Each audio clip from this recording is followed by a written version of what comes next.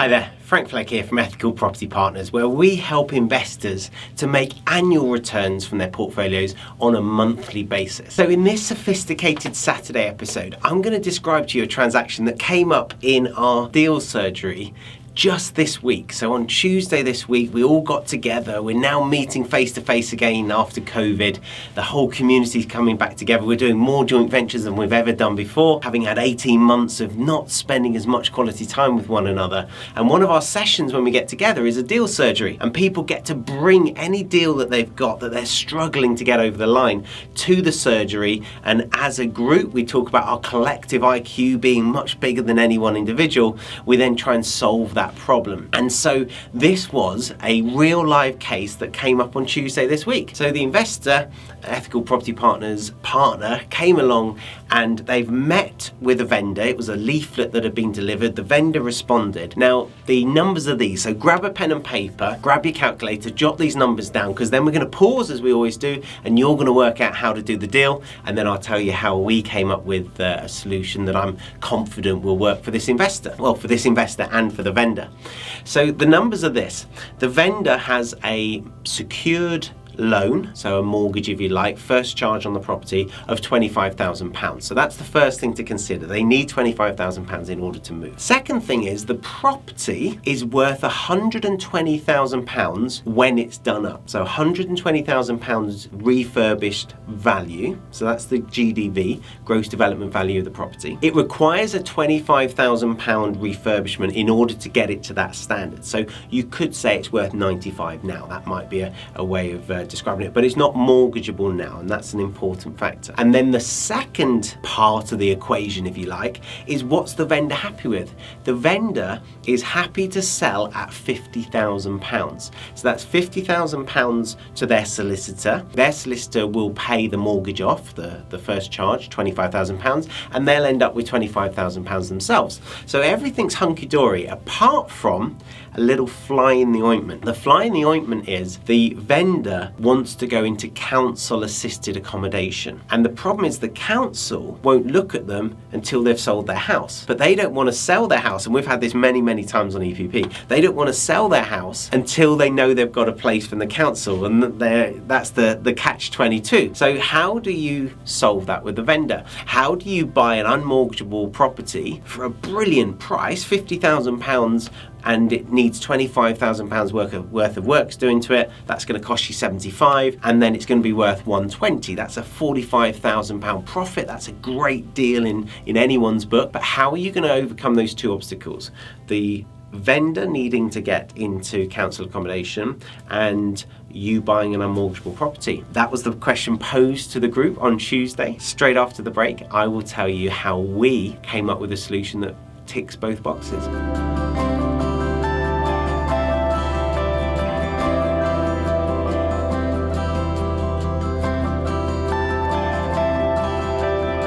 Hey guys, hopefully you did get a pen and paper out on a calculator and work through your numbers, have a think to yourself about how to solve this deal, because it's only by working through real life examples, not being spoon-fed, oh we did this deal, we did this deal, that you can start to develop that analytical thinking, that critical thinking skills that you're going to need when you're sat in front of a real life vendor who's asking you for help. So we've come across this many, many times where the vendor needs to get into council accommodation, but the council won't look at them until they've sold.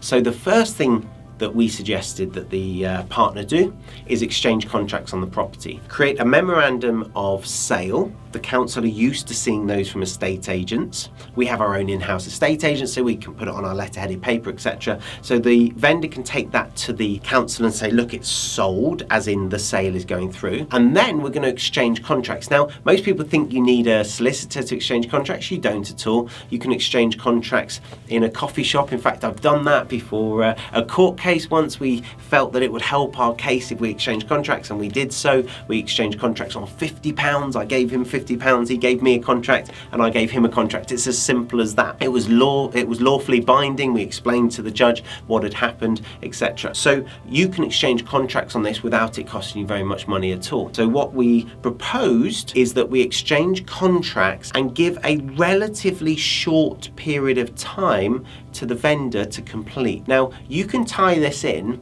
with the refurbishment. So with the refurbishment, it's a £25,000 refurb. That's probably going to take 4 or 5 weeks, maybe 6 weeks at a push. So what you could do is you could do that refurbishment between exchange and completion. That would be a really neat way of doing it if the vendor's okay with that. Now, the vendor is currently living in the property, so you might not be able to do the work. So the first thing to do is to get them into the council accommodation. So you can exchange contracts and have a relatively short completion period. So you could have a 7-day, 14-day completion, and then they can go to the council and say, look, I'm going to be homeless in 7 days or 14 days time. Please, can you now put me on the list? Please, can you now get me my emergency accommodation? And the council are duty bound to do so. They might take the whole 7 days, the whole 14 days, but they are duty bound to do so. And we've seen this many, many times before. Now, we're obviously working with the vendor to help solve their problem. The last thing we want to do is then complete on the property,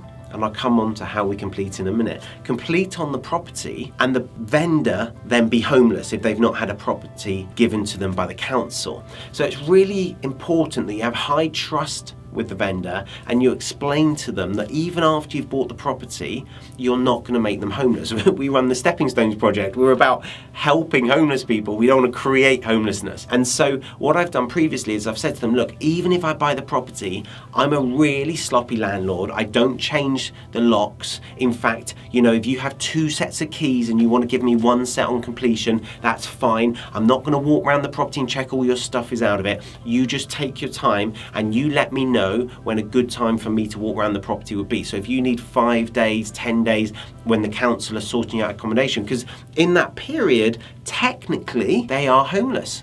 They don't have anywhere to stay. They have no legal right to stay anywhere. They don't have an AST, they don't have a license. I now could change the locks at any point. And so it's about building that trust. And as I say, I've done this several times with vendors, and the vendors are, with one exception, are normally incredibly grateful and are very honourable in how they treat that. I once had a vendor who then stayed in, and I'll perhaps do another YouTube video about how we had to regain possession of the property. But I'd rather help 10 people and have 1 person take liberties than not help the 10 people because I'm worried about someone, you know, basically stealing from me, using the property without my permission.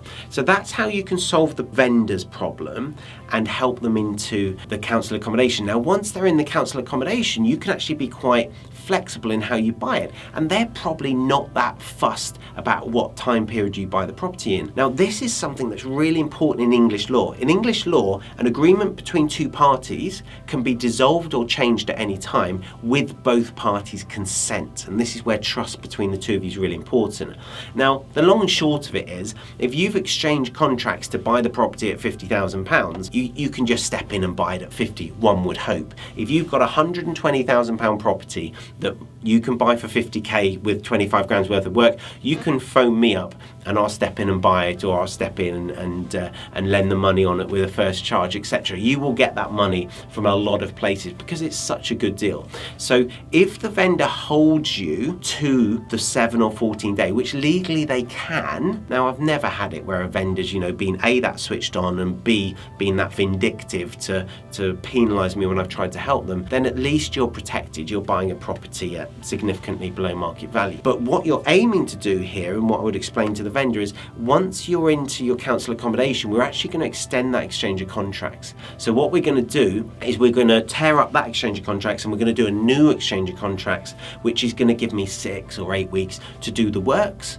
And then I'm going to buy the property, because what I want to do is I want to buy the property, and it doesn't matter. You can buy the property with finance investment, you can buy it cash, you can buy it with bridging finance, as long as you're open with the bridger about what you've done. And if you're buying it in its tip-top condition at 120k, you're going to get much better lending criteria, much better interest rates, etc. And of course, you can then refinance much more quickly. You'd rather complete on the property with all the works done so that you can start renting it on day one. That's what I would prefer to do. Now, if you don't want to do that, if you're not familiar with key undertakings, that's what you're doing. You're doing the works under a key undertaking with the vendor. I've done a video about that previously. Feel free to look it up. But if you're not comfortable with a key undertaking, then what you can do is you could just buy the property for 50, do the works. It's such a big jump in value. You can refinance that later on, no problem at all.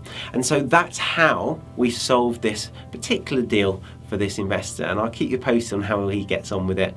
And if you have any questions at all, don't hesitate to ask. If you'd like to know each and every time we bring out an episode like this, please do hit the notification bell, click the subscribe button. If you can share these episodes with your friends and family, anyone else who's interested in sophisticated investing, then I'll be very grateful. That will help us to grow the channel and to help more people. And until next time, happy investing.